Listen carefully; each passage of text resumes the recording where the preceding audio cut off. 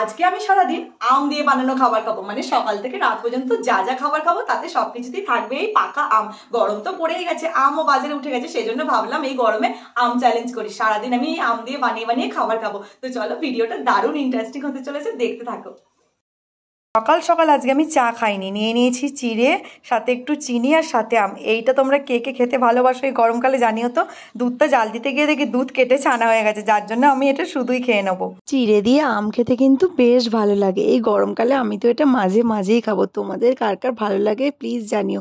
আর এর সাথে যদি একটু দই আর মুড়কি হতো তাহলে তো পুরো জমে যেত। তো চলো এখন এটা খেয়ে নিই, তারপরে আবার কি খাবো দেখছি।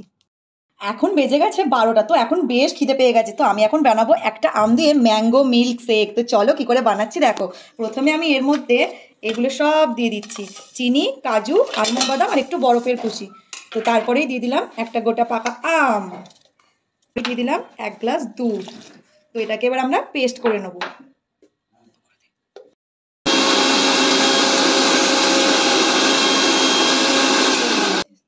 এবার আমি এটাকে এর মধ্যে ঢেলে নেব। ওয়াও, ওপর দিয়ে একটু আমের কুচি দিয়ে গার্নিশ করে দেব।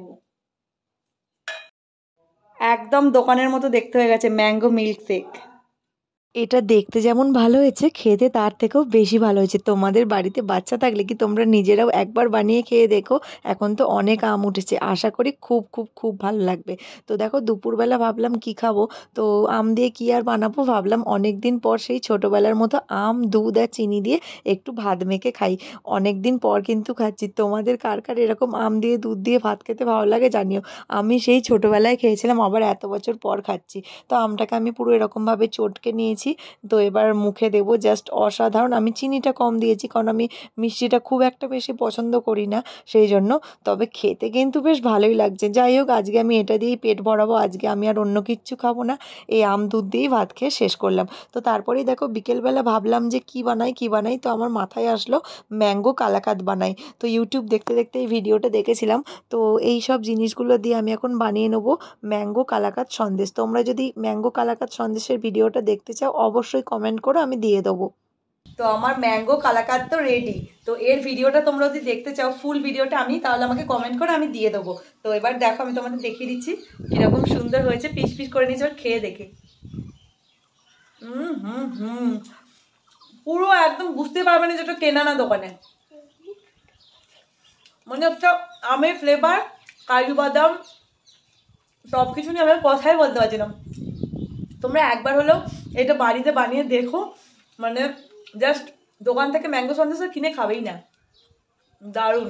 এই খাবারটা খেয়ে আমি বিকেলবেলা পেটটা ভরে নিলাম, এবার একটু জল খেয়ে নেবো। রাত্রিবেলা ম্যাঙ্গো দিয়ে কী খাওয়া যায় সেটা ভাবছি। তারপরেই রাত্রে খেয়েছিলাম এরকম একটা পাকা আম নিয়েছিলাম, সাথে গরম গরম রুটি নিয়েছিলাম।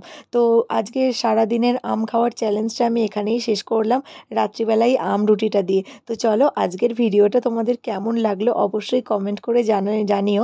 আর ভালো লাগলে অবশ্যই লাইক, কমেন্ট, শেয়ার করো। তো তোমরাও ভালো থেকো, সুস্থ থেকো, বাই বাই। আর তোমাদের গরমের কোন ফল পছন্দ জানিও।